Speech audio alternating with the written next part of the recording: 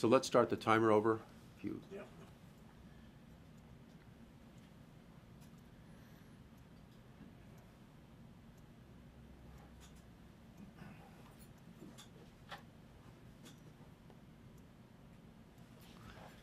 So a little warm up there.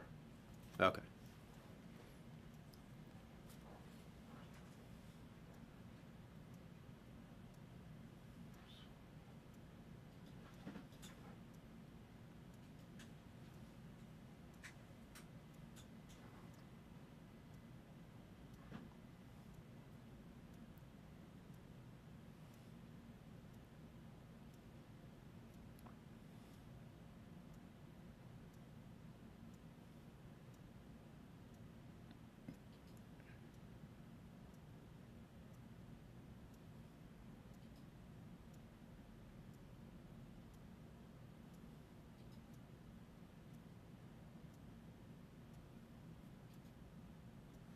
Well, good evening and welcome to Asia in Review. I'm so glad that you could join us this evening because we have an extraordinary program for you. We're going to be talking about social media in China and its implications. And with us as a guest is this delightful lady sitting next to me, Ms. Yang Yi from Pacific Forum.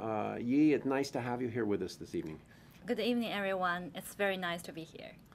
And as you're going to learn throughout the course of this program, Ms. Yang is an extraordinary expert on the topic of social media in China. And even beyond that, one of the things that I've noticed is that she really is a incredible visionary about where social media is likely to take China and the implications of social media. So very, very important program coming up for you, which we think you'll learn a lot from and enjoy in the process. And so just by way of a little introduction here, Yi, you are a Vasey Fellow at Yes. Pacific Forum, correct? In honor of Admiral Vasey. Honor of Admiral Vasey, bless his heart. And well, let's talk a little bit about, for those folks in our audience who don't know, let's talk about what is social media? I think social media in general, they have two features. One, by its name, is social, it's socializing, its function, and the other, it's high interactivities.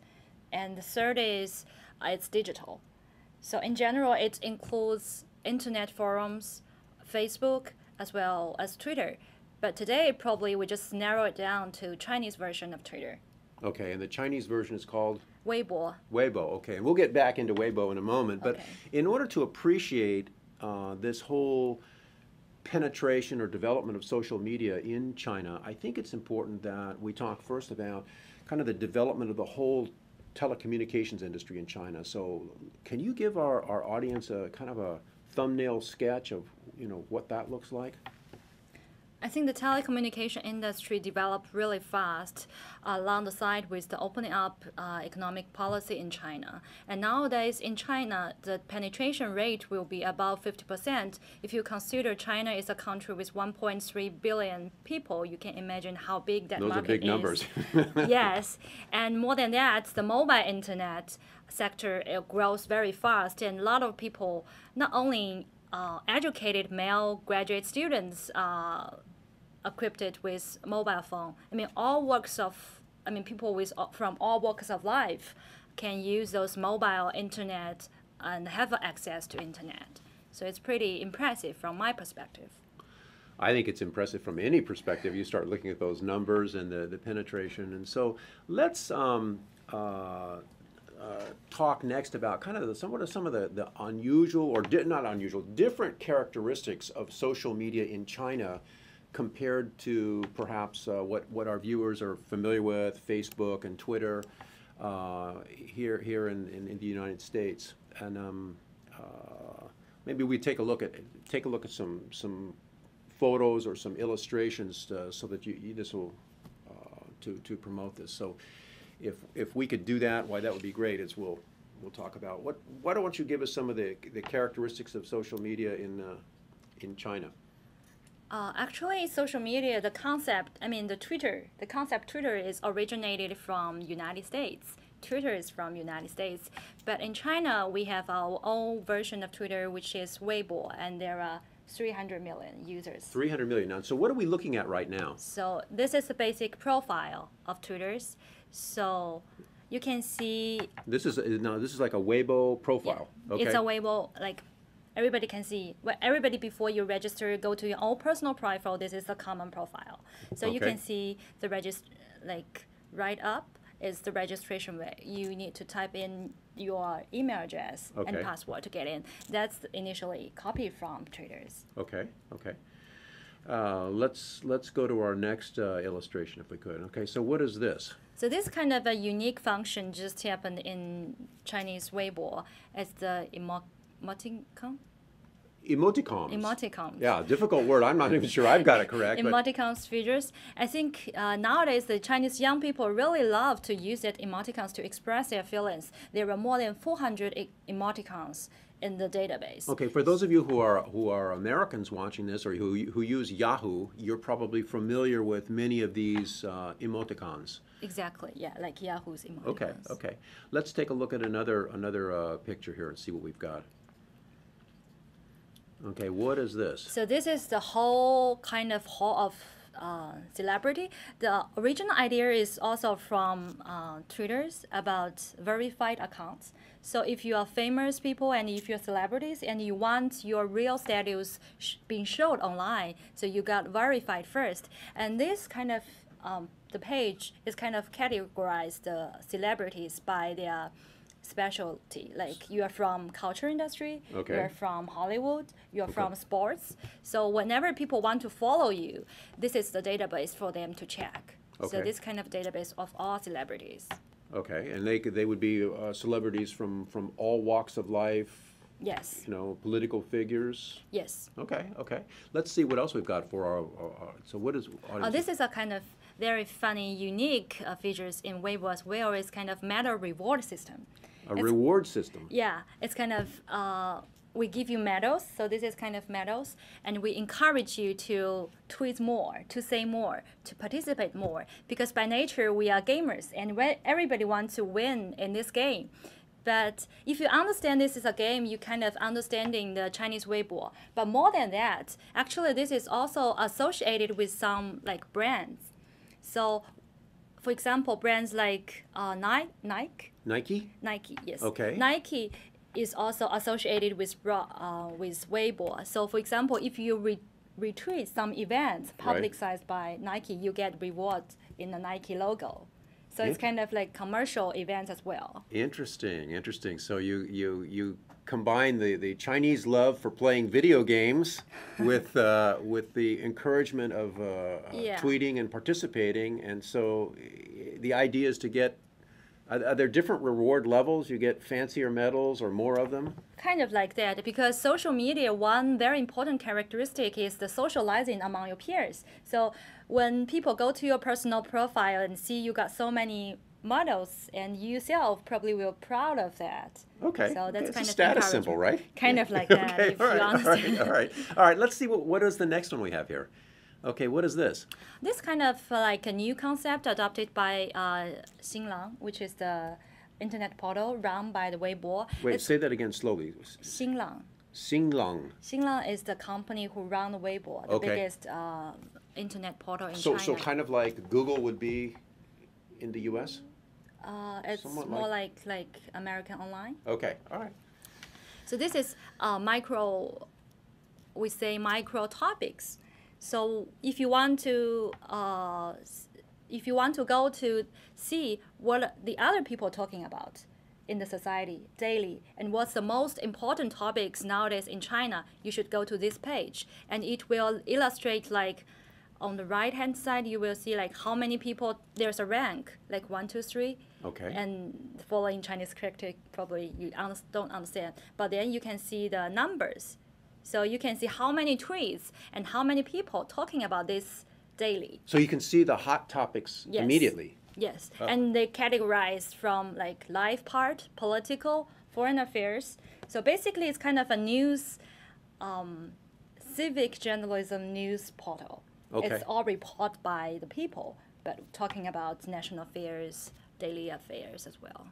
And you have reporters Well, we'll get to that in a moment. Let's see what else we have here for our audience in terms of, okay, what is this? This dark colored, Okay, this is a typical personal Chinese Twitter, Chinese Weibo profile. It's Okay. not my personal, but it's one of the personal. And we have very personal, each profile has a very personal profile, like personal coverage. So you can choose your very personalized template. So everybody wants to be different in the Weibo profile. So you can choose. This is a very typical. I know we're going to talk about censorship in this program, but in talking about the profile, because of the censorship or the management by the CCP, the Communist Party, do people do profiles that are fake? No, the profile does not include your status. So your status can be fake, but just like I say, there's a whole bunch of celebrities. Right. They chose to show their real identities online, but you can also pretend to be a fake, like whatever you want, Madonna, Okay. as a status name. But profile is like the background. Okay. Everybody wants their profile to be unique. So the company designed as many as 60 like background for you to choose. Okay. And they keep updating. All right. All right. So, Let's see what else we have here. Okay. What is this? oh, this kind of like micro events. So basically, we say like Twitter, Weibo is all about talking something and observing what had happened in your among your peers. But micro events is kind of like revolution ideas to transforming what we are talking about to why not we move in and meet together to have fun. Okay. So it's wait. Let's explain that one more time. You lost me on that one. So micro event is about, for example, in that star. Right. Okay. It's kind of like an event it's a call for an event. Like, why not we just meet on this Saturday and do something together?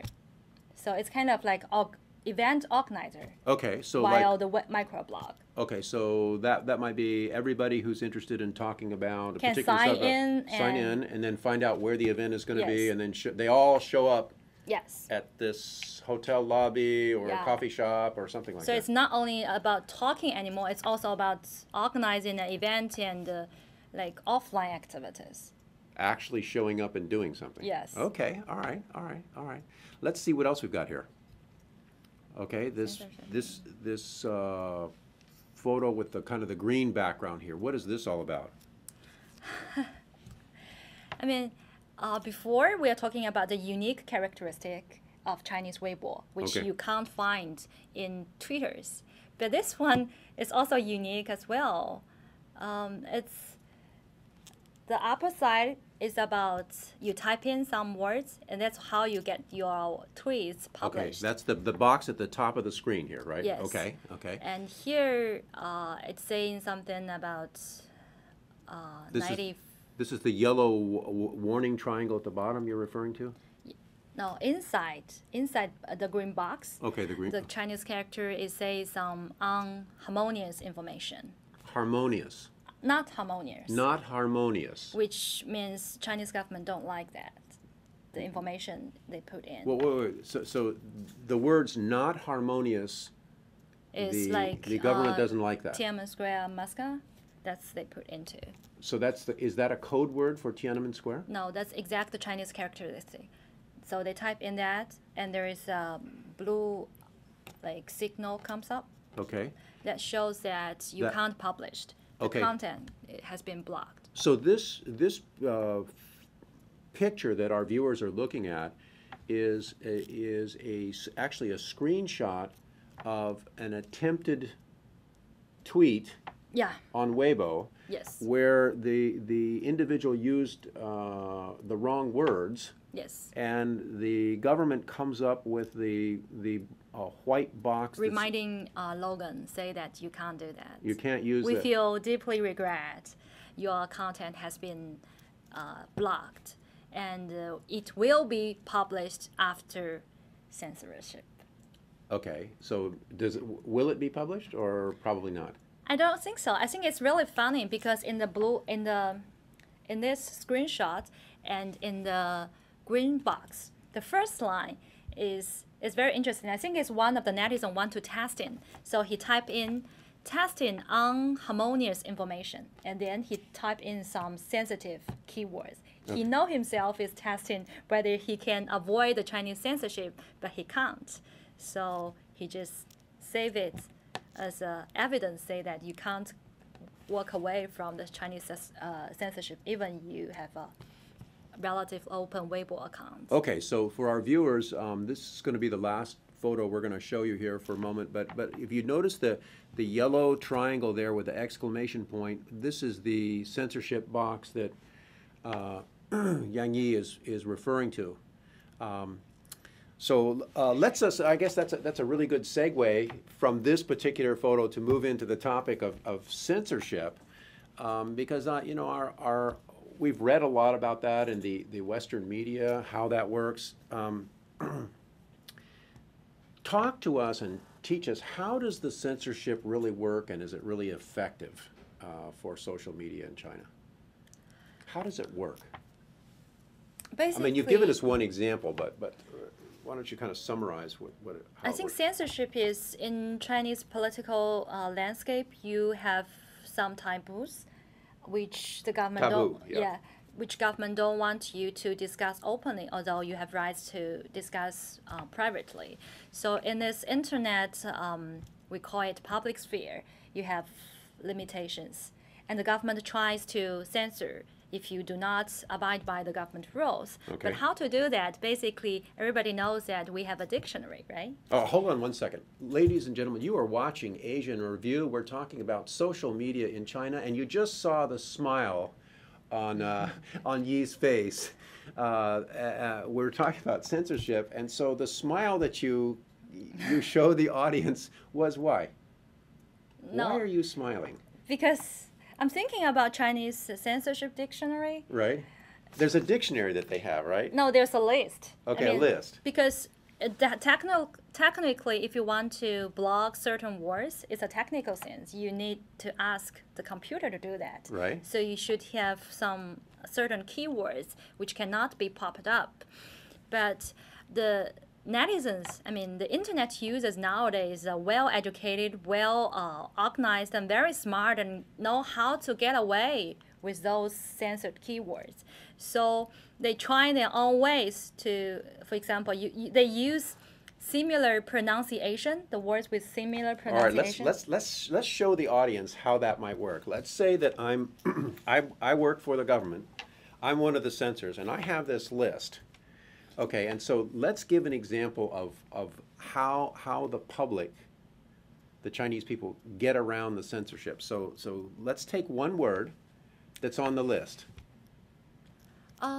It's general, like, I think it's improper in US as well, like the F word. The F word, okay. Yes. But All in right. China, of course, it's prohibited as well. Okay. But people sometimes also want to use that word to express their anger or something like that. So they use, let me think, grass, rat, horse.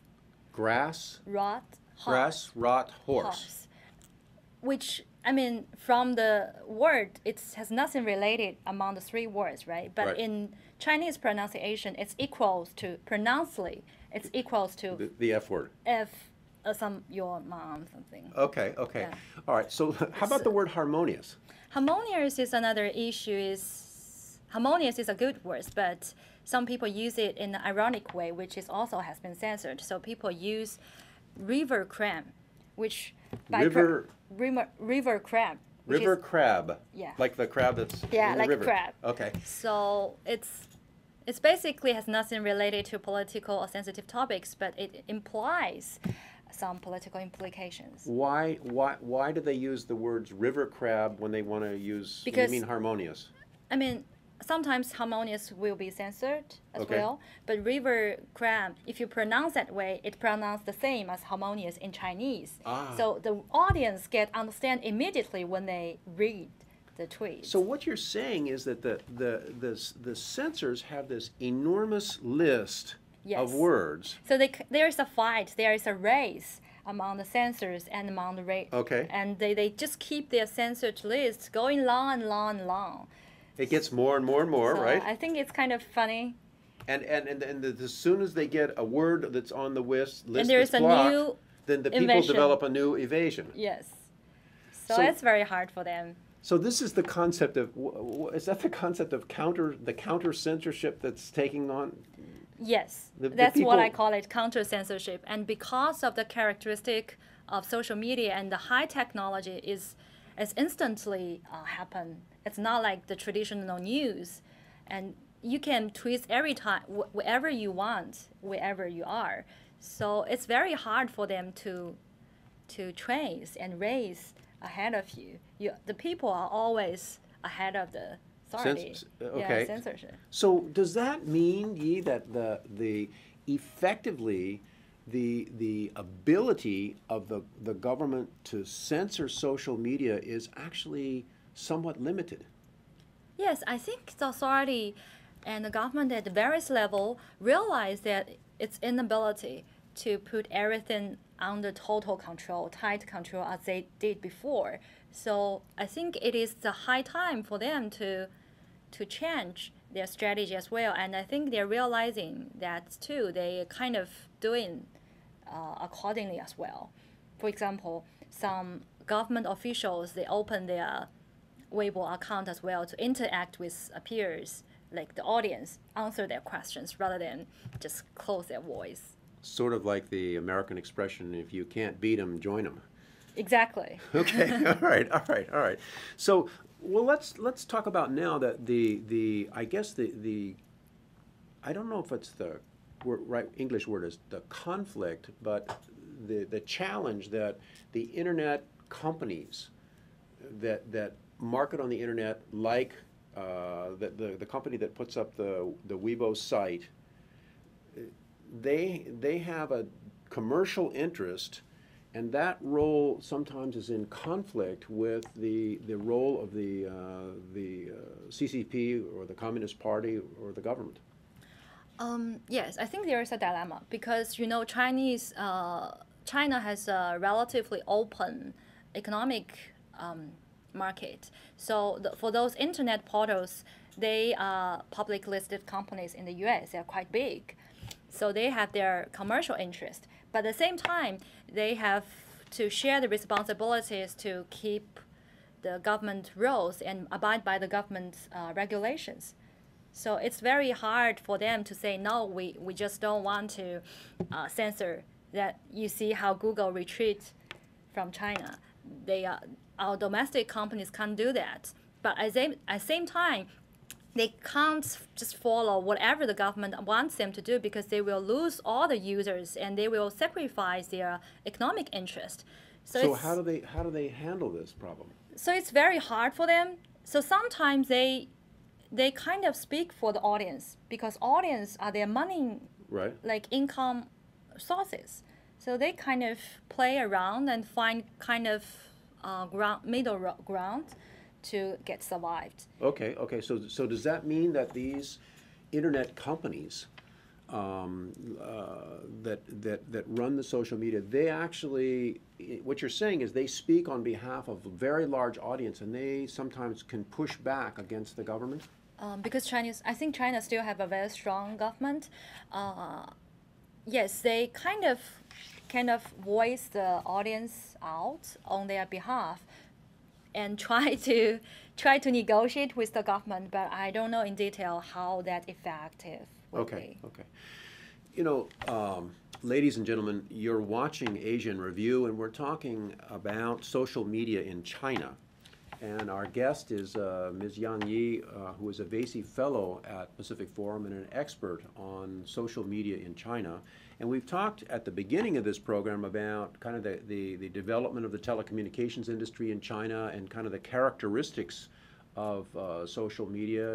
And we of course wanted to address the issue of censorship. But now let's get to kind of the key part of this program, Yi, and let's talk about what really is the role of social media in China as you see it. If we take kind of the big picture, what is its role? What is its purpose? Yes, I think in general, a lot of people talking about the role of high technology, telecommunication technology in political life in various countries, and some people say that it's just a tool, and the other people say that it will transform the society like Arab Spring.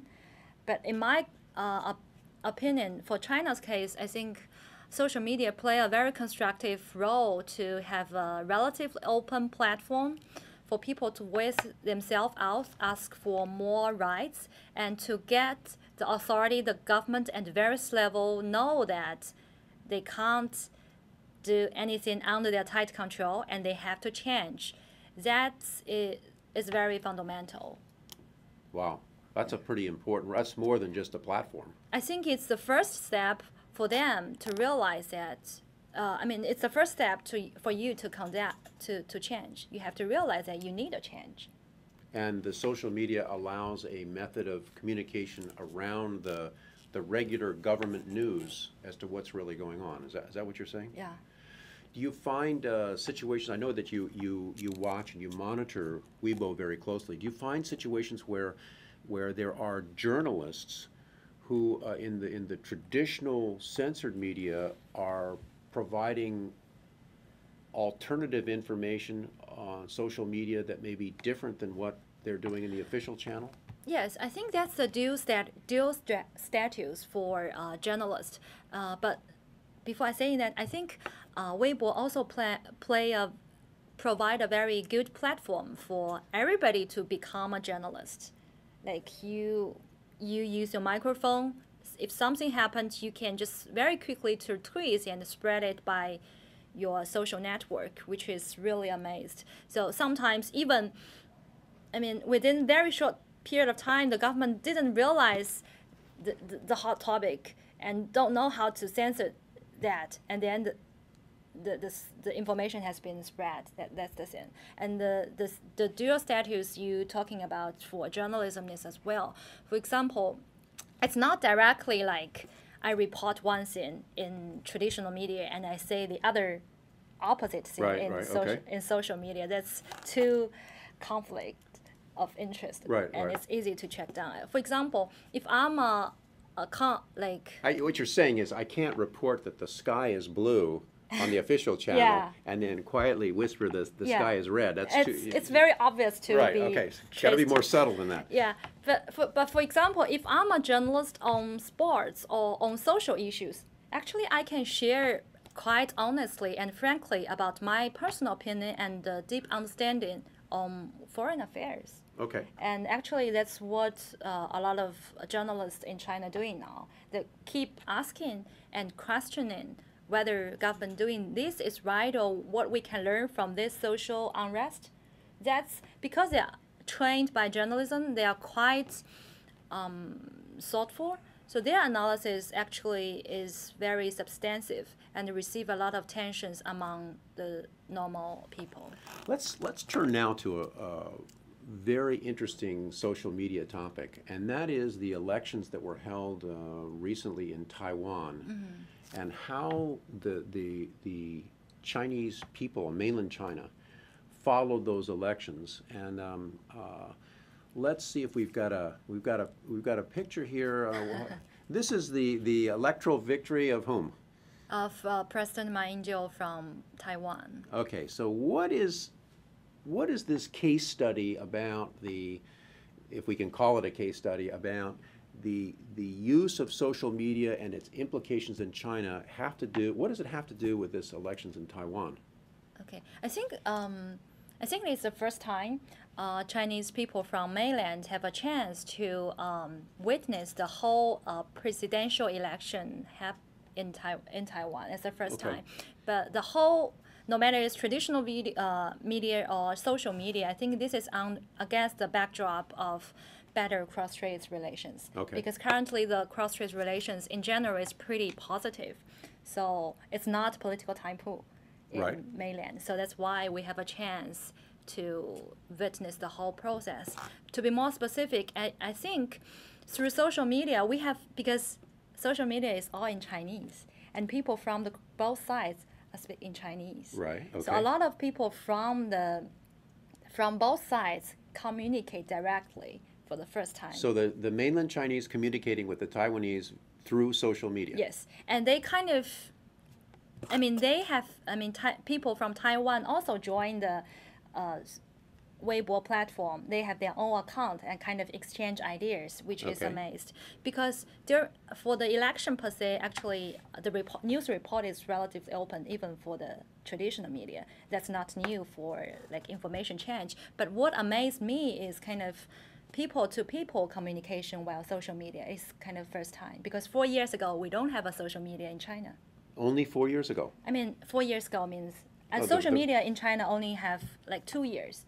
So it's really amazed. So when you these numbers that you talked about at the beginning of the program, the internet penetration, the number of mobile phone users, we have got something like 500 million plus Chinese citizens on the mainland using social media now, something like that. Using internet. Using the internet. And among the 500 million, 300 million use social media. Okay. So have media. So that's likely the entire, almost the entire population, every man, woman, and child in the United States being on social media. We're about 300 million, something like that. Wow. And yeah, I just want to add, like China kind of is number one for the internet user, because US is, you don't have that kind of population. Have those numbers. That's right. Okay. As the people from mainland China were using social media and watching these elections in Taiwan, what kind of things were happening in as you were observing? What were they saying about the elections, and what were they doing? Because I think they are quite amazed. It is the first time. These are the people in mainland China. Yes. Okay. It is the first time they have a chance to have a full coverage report from traditional media as well. And at the same time, it is the first time for them to have a chance to talk directly with people while social media, like person-to-person Right. level. So they receive enough information. And the other thing is the president election in Taiwan is quite peaceful, no drama, no Right. political scandals. Right. Everything is quite it's quite democratic, representative, quite good in a peaceful way. So a lot of people from mainland quite amazed, because we always think, and probably we're trained like Western style of democracy is always associated with violence, with scandal. It's not suitable for Chinese-dominated community. But this time, when we see how it's happened in Taiwan, we kind of wonder, probably we should learn, or at least learn partly from Taiwan and adopt it to our own case. Interesting. So there is kind of like debate, and very good notice to pay attention to is this debate is open. You mean the presidential debates in Taiwan? No, it's the lesson we can learn from Taiwan Okay. among internet users in mainland over social media is open. So the government does not say that you can't do that. And it's a very hot topics. You can see in the topics rank during that period of time. Well, in that discussion that was taking place in social media in mainland China over the elections in Taiwan, are you saying that people were making comments like this was a good thing, it was interesting to People talking about, actually it's a very hot debate. Some people say that we should just learn from, it's a role model for us. But some people say that just compare we are much bigger than Taiwan. And some people counter argue them back. Okay. And there are various voices and say that whether it's feasible and whether we can have our own election and what level, and whether it will happen in mainland in the foreseeable future. A lot of people participate, not only in the normal people, but also like professional professors trying to explain. So it's kind of fairly open platform for people to discuss and think about what we can learn from Taiwan, which is the first time. Let's jump into a different example now. Let's talk about the Wenzhou train crash. Everybody, you know about this situation where there was a train crash, and then some of the cars were buried, and there was a big explosion in public opinion in China. What role did social media play in that situation? Oh, I think that is a very important case in China to illustrate how important social media transformed the whole news production process. Actually, this report, I mean, it's a really human tragedy by human beings. It's not by by the natural conditions or something like that. I These are think human caused tragedies. Okay. This news has been spread over social media 8 minutes after the 8 minutes. 8 minutes. So train crashes, 8 minutes, it's all over China. 8 minutes around the social media. Right. Some people, I mean, I think one of the passengers spread that information out, say that I'm stuck in this, Okay. and they posted. And some people living nearby also see the lights, so they just record it. Okay. And I think it's hours before the traditional authority, the news outlets report that. So the social media is way ahead of the traditional media in Yes. terms of a report. Okay. And it's not reported by professional journalists, it's by civic journalists. It's by like people, you and me, who do that. Okay. So it's quite amazed. And then because it's kind of a human caused tragedy and involved a lot of corruptions and a lot of abuse of power or construction problems. And initially, some local government officials tries to cover all this. Okay. But because initially it was spread by social media, which caused a national attention, and those internet users from all of the countries keep paying attention to the ongoing situation for this incident and keep questioning the government about how it goes, what's the penetration plan, and why it will happen. Just because the bad weather, you have train crash. Does that scientific? We want evidence. We want your feedback. So people keep asking all this, and we want to see the report because initially the local government promised say that we will have an investigation report be released within 3 months. So after 3 months, a lot of people saying that now time is up. What's your report? We want to see.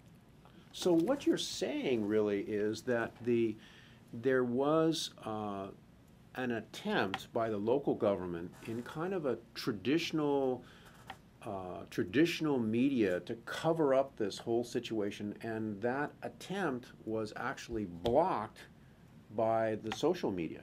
Mm-hmm. They couldn't cover it up, and they had to produce the report, and the whole ugly underside of the corruption all got exposed by people by public opinion that the propaganda machine could not contain. Usually, for a traditional way to deal with this tragedy is to keep it down and keep it quietly, Okay. because Keep it quiet, right? yeah, because it does not say any good about their governance. Okay. But for social media, you have a wide exposure and to some extent really pressures them to deal this kind of things seriously.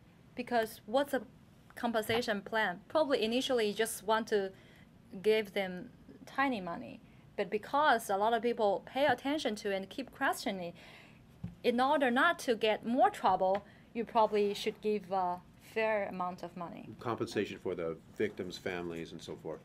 So amazing positive role that social media played in that whole Wenzhou Yes. train crash. You know? Yes, and for that cases, and I mean, it happens in China from time to time, so it's not taboo in China. People can talking about Not that. taboo. Yeah. Right, okay. So let's now shift to something from a disaster situation to more of a grassroots political situation. Let's talk a little bit about the Wukan elections, this village. And maybe you could give our viewers a little bit of the background. We're talking about social media in China and its implications. You're watching Asia in Review, and we have, as you've seen on your screen, the very extraordinary woman from Pacific Forum, Yang Yi, with us here, who is an expert on social media in China. So tell us about the background, Yi, of this Okay. Wukong. Am I pronouncing it correctly? Yeah, Wukan. Wukan is the village. name of a village located in southern part of China. Basically, the story starts like it's at a village.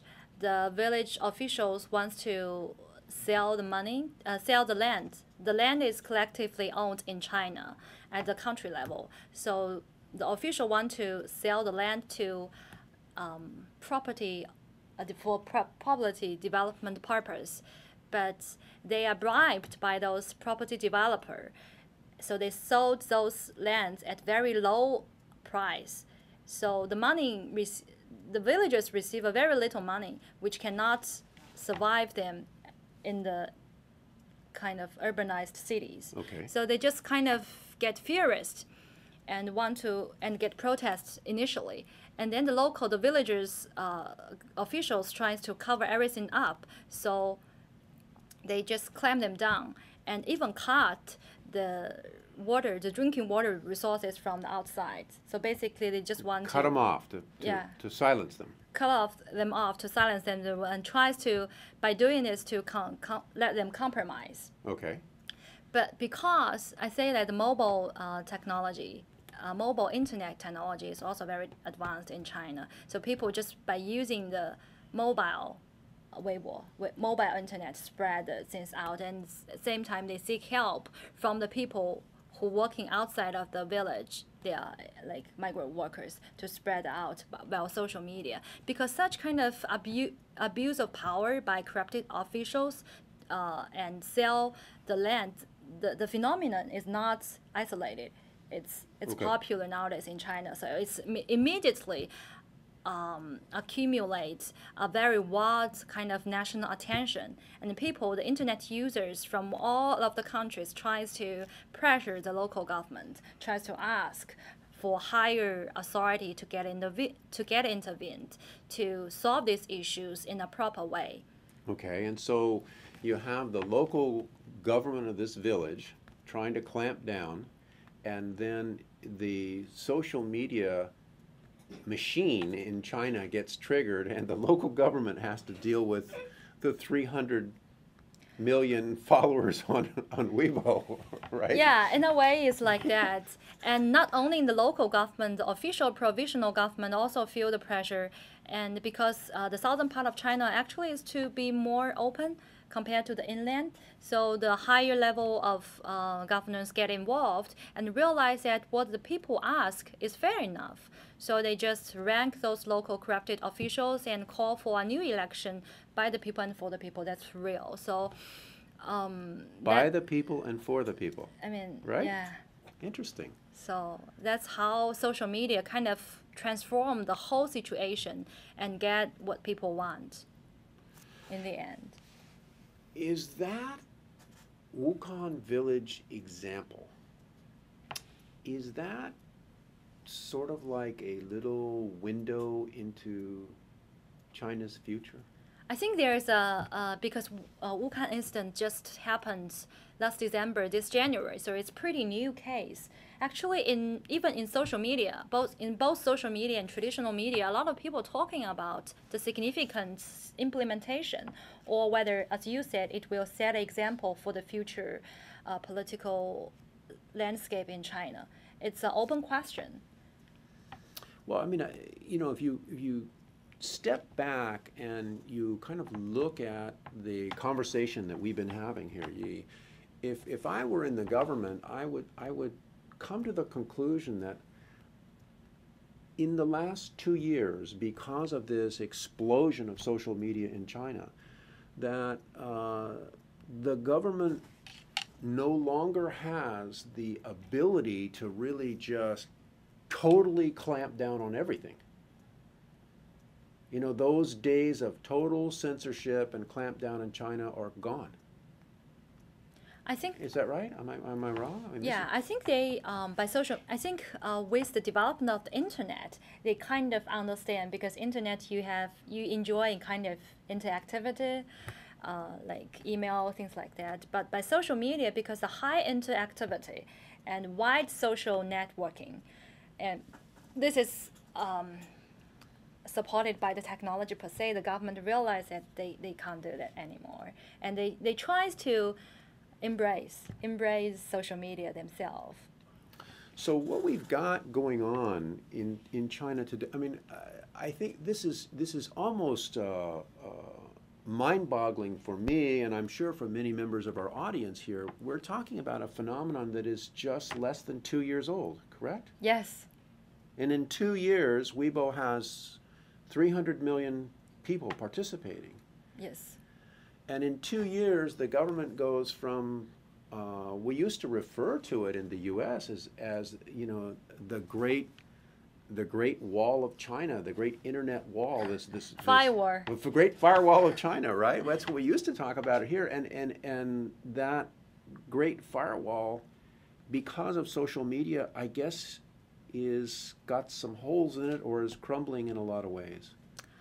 How do you see this? I think social media kind of awake people's willing of participants in political affairs, which is related to their daily life. I mean, in China nowadays, a lot of people are money-oriented, career-oriented. We don't care about whether democracy, human rights in our daily life, even if our basic human rights are not violated, but we care about whether I feel secure financially, or whether I can buy a house, my kids can go to good school. I think like what U.S. people worry about. You're looking for stability, right? Yeah. Right. Okay. So in that part, if such kind of financial rights or that part of rights are violated, they dare to speak out via social media. And the government, I think, realize that they want to hear the voice. They want to hear the voice on that part as well. I mean, how you can overcome your like wealth gap or your financial insecurity. They want to hear that part as well. So they kind of open, as well. Has social media kind of forced a management change in the one-party system in China from the, I'm going to call it the old total censorship rule to it caused a shift to something called, I call it soft management. Okay, that's a good term, soft management. Okay, help us all with it. What is soft management? Because in China, we still have something you cannot touch and you can never discuss. So that's the real taboo area. That's the real taboo area, and the government will try every means to censor it. Okay, so give us an example. What's clearly in that taboo area? It's about like 1989. 1989, Tiananmen Square. Tiananmen Square. Dalai Lama. Dalai Lama, I think is okay. It's under the context, but Tiananmen Square, like what we see in the previous slides, in the previous photos, they will. I mean, they can censor, but nowadays they need to balance the costs and benefits. If the CCP realize that the cost is too much, they won't bother to do that. But for those political taboo things, they will still try every means to do that. But for most part of the topics, because they realize that probably in a way, by let people speaking out or get what they want to fulfill part of their rights will help their legitimacy, improve their governance, then why not just open? You know, throughout this program, I've heard you mention two things which I find most interesting. One of them, you just used the word rights. Where do the Chinese people look? Where are their rights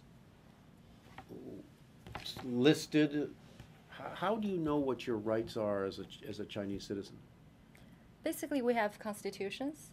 In your constitution? Yes. And there's a written constitution? Yes, of course. Okay, all right. We're a modern country as well. Okay, so just so the viewers know, there is a written constitution in China that sets forth rights and responsibilities of the citizens? Yes. I think we don't have independent legal system as U.S. have, but we do have a very comprehensive constitutions. And a lot of experts on that part saying that if we can give all the citizens the rights and the responsibility offered written in our constitution, China will be greater than now. So this whole process of social media then is, let's not use the English word revolution, but it's gently, or sometimes not so gently, pushing in the government in the direction of an evolution towards that constitution more and more? I think it's kind of like peaceful inside evolution. Evolution, okay. Evolution within the government, within the CCP, the Communist Party, and let them know how to evolve and conduct reform from the top. I'm dying to ask you this question now. Okay, so here it is. All right, we've talked about social media all along here.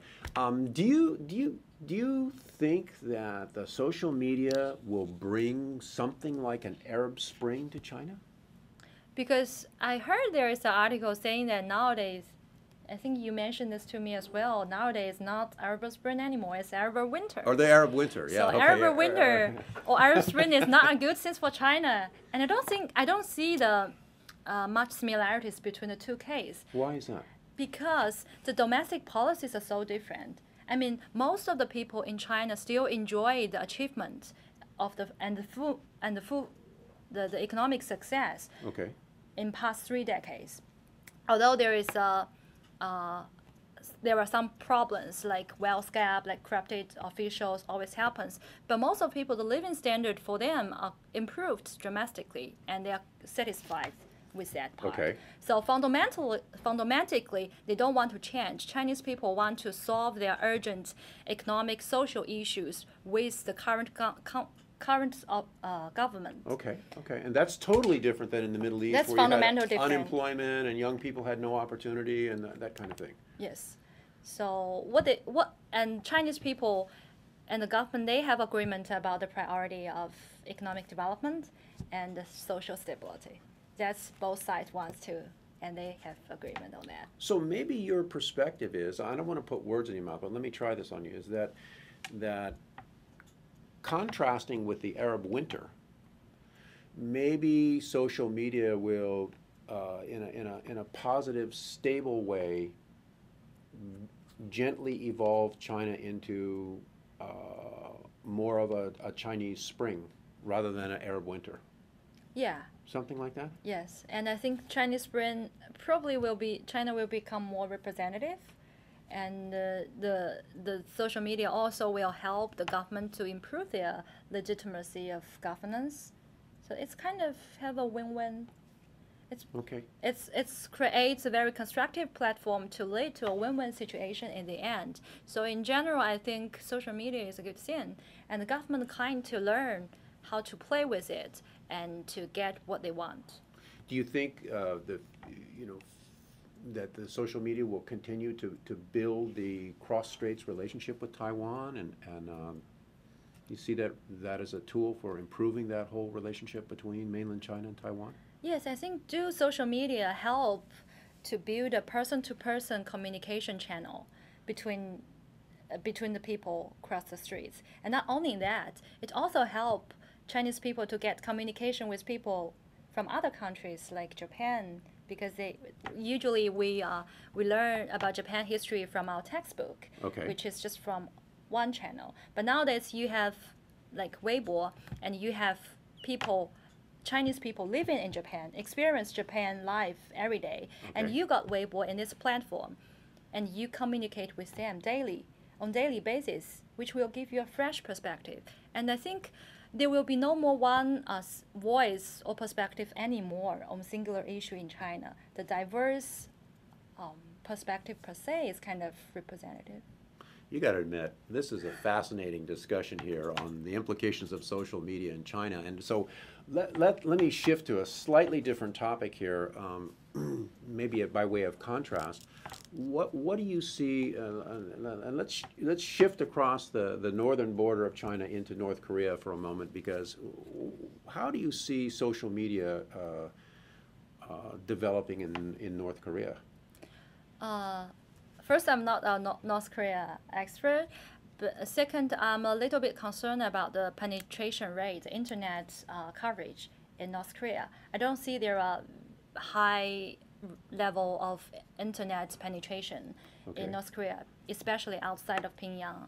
But what I heard from my Korean colleagues back to Pacific Forum, they kind of discuss about why the reason that North Korea kind of hesitated to open up its economy to the outside world, because people say that if you open it up and if you develop economy like China, you can get rich. Why Okay. not? Why not? And they kind of concerned because they realize that by opening up your economy in this high-tech technology world, you have to have information. You have to be well connected. They are kind of afraid that by doing that, they will lose their legitimacy in the end, because people who know what happened in the world may not support for their government anymore. So that's what I heard from my Korean colleagues about the reason that North Korea don't want to open up its economy. So maybe the prospect for the explosion of social media in North Korea is not that good. But we probably can help them build up internet portals, help them building up the hardware at first. Okay, and so maybe sometime in the future it'll change. We're hopeful. You know, Yi, I really, on behalf of ThinkTech, really appreciate you spending the time with us here. Ladies and gentlemen, I hope you have enjoyed this presentation on social media and its implications in China. This has been a tremendous contribution, Yi, that you've made to our understanding of how social media operates and its significance. Thank you so much. Thank you so much. It's my honor to be here. Very enjoy. Good night. Bye. Done?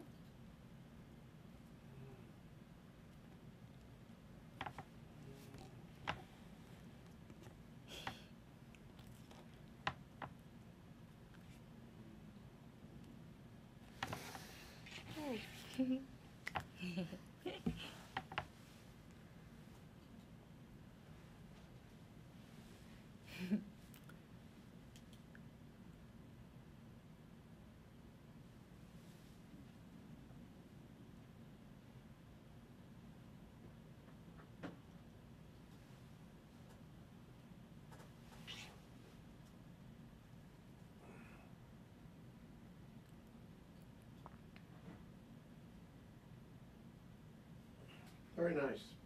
Isn't Yeah, she that amazing? worked best that we've done. I know. Thank I know. you. This is a new software system, very expensive, that we have to do the whole package it all at one time. So, isn't she amazing, Jay? She is. Unbelievable. I want to share something